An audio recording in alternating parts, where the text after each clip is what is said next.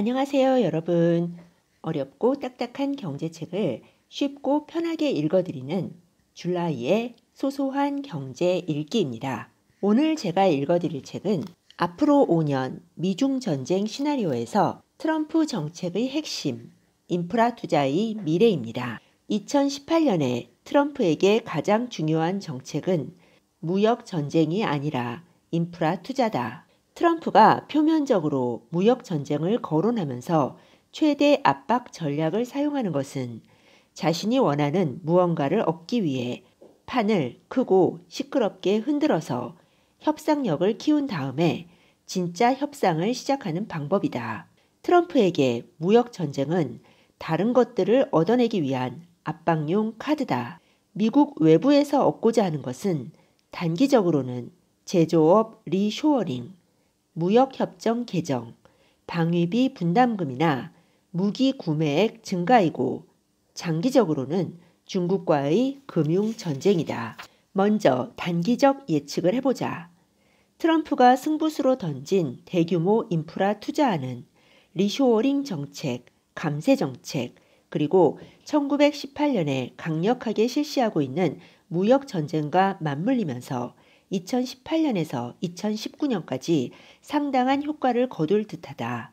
현재 미국 경제는 위기 극복을 위해 오바마 행정부가 추진해온 정책 덕분에 회복 추세가 뚜렷하다.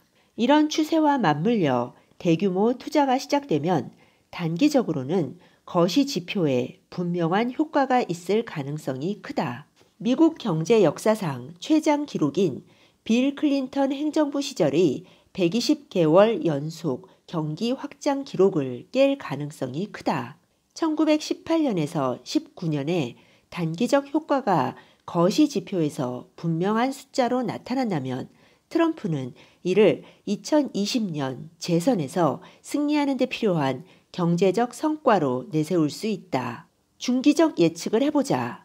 2020년 이후에는 투자의 경제 효과가 감소하고 재정 적자 증가에 따른 부작용이 두드러질 가능성이 크다. 하지만 필자가 예측한 두 가지 변수를 고려해서 계산하면 최종 결과는 달라질 수 있다. 하나는 신흥국과 중국의 경제 위기 가능성이고 다른 하나는 2022년에서 2023년 전후로 미래 산업이 만들어낼 신산업 버블의 경제 효과다. 첫 번째 변수는 미국의 수출에 타격을 줄 것이다. 그러나 미국 경제의 상대적인 강세가 두드러져 보이는 효과가 낮은 경제 성장률의 심리적 리스크를 상쇄할 가능성이 있다. 두 번째 변수는 대규모 투자안의 실행에 따른 재정 적자 규모 증가의 실질적 리스크를 상쇄해 줄 가능성이 있다. 대규모 투자의 효과가 끝날 무렵에 시장에 새로운 유동성을 공급해서 유동성을 유지하거나 증가시킬 요인으로 작용할 가능성이 있다. 필자는 미국을 포함한 전 세계에서 일어날 미래 신산업 버블의 경제 효과를 크게 두 가지로 예측한다. 하나는 인공지능이 주도하는 미래 자동차와 기타 소프트웨어 및 컨텐츠 산업이 연구나 가능성의 수준을 넘어 본격적인 대규모 생산에 들어가 시장을 키우기 위한 투자가 시작되면서 만들어지는 효과다. 다른 하나는 인공지능보다 약간 늦은 속도로 움직이는 로봇이나 바이오 산업에서 기술 혁신으로 1차 버블이 시작되며 시장에 유동성을 공급하는 효과다. 2022년에서 23년 전후에 두 가지 버블의 경제 효과가 중첩될 가능성이 크다.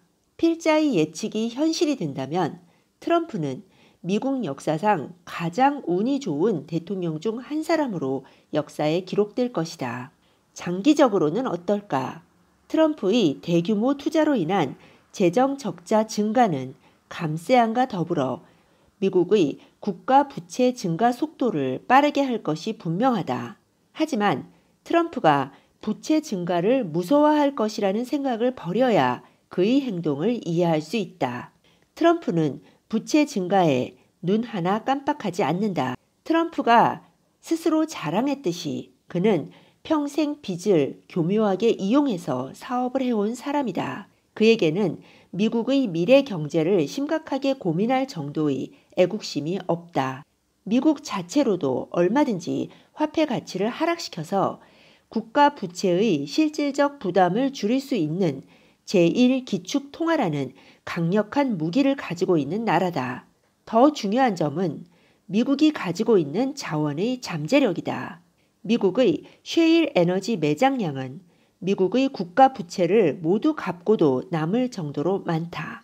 한국이나 일본의 부채는 미래 경제를 담보로 한 신용 부채에 가깝다.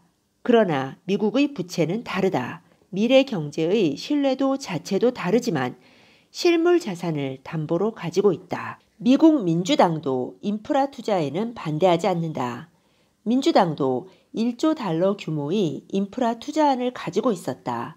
인프라 투자에 대한 반대론자들이 공격하는 쟁점은 재정 적자가 아니라 복지 축소와 부자 감세 문제다. 감세의 유분리를 따질 때도 정치인이나 경제학자가 말하기 꺼려하는 숨어있는 요소 하나를 반영해야 한다. 시간이 흐르면서 화폐 가치가 하락하면 명목소득이 올라가게 된다. 그러면 납세자가 자동으로 상위의 고소득 세율 구간으로 이동하여 추가로 세금을 납부하게 된다. 미국의 GDP가 계속 상승하고 인플레이션이 일어나면 명목소득이 증가하여 세금을 더 거둘 수 있어서 감세 효과의 일부를 상쇄한다. 국민의 실질소득이 줄거나 멈춰도 명목 숫자가 증가하는 것만으로 정부의 세금 징수액은 늘어난다. 이런 일을 막으려면 화폐 가치 하락과 연동해서 세율 구간을 조정해야 하지만 정부는 대개 그렇게 하지 않는다. 트럼프의 정책에 우려를 나타내는 학자들의 주장을 세부적으로 들여다보면 과장된 부분들이 있다. 그리고 대규모 투자에 투입되는 중앙정부의 재정은 전체의 20% 미만이다. 정부 투자금의 성격도 일본처럼 수십 년 후에도 사람이 살지 않을 곳에 도로를 깔거나 땅을 메워 건물을 지어대는 매몰적인 투자가 아니다. 미국은 고속도로, 공항, 상수도, 교육시설, 에너지 인프라를 개선할 필요가 분명히 있다.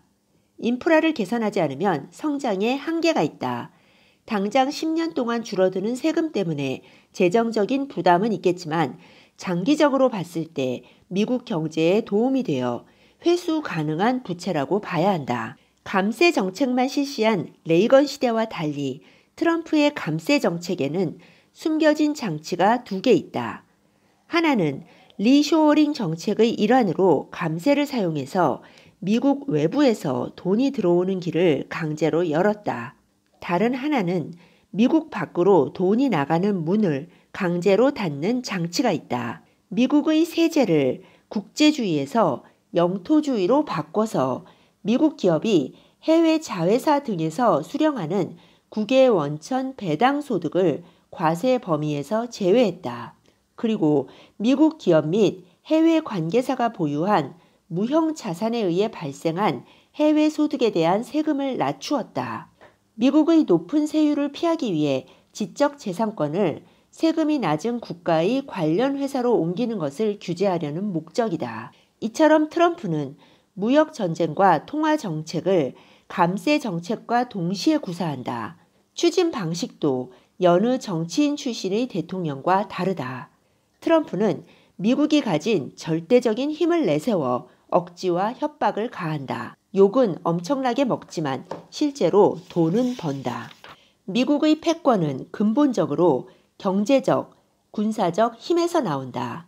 냉정하게 평가하면 트럼프의 정책은 점점 힘을 잃어가는 미국의 경제적, 군사적 힘을 강화시키는 쪽으로 작용할 것이다. 단기적으로는 트럼프의 막무가내식 정책으로 미국이 많은 비난을 받겠지만 장기적으로 이런 일로 국제사회에서 영향력을 잃지는 않을 것이다. 네, 오늘은 앞으로 5년 미중 전쟁 시나리오에서 트럼프 정책의 핵심, 인프라 투자의 미래 부분을 읽어드렸습니다. 오늘 읽어드린 부분이 도움이 되셨다면 잊지 마시고 구독 버튼, 좋아요 버튼 꾹 눌러주세요. 다음에 더 좋은 내용으로 찾아뵙겠습니다. 네, 여러분, 지금까지 줄라이의 소소한 경제 일기를 들어주셔서 감사합니다. 그럼 다음 시간에 뵙겠습니다.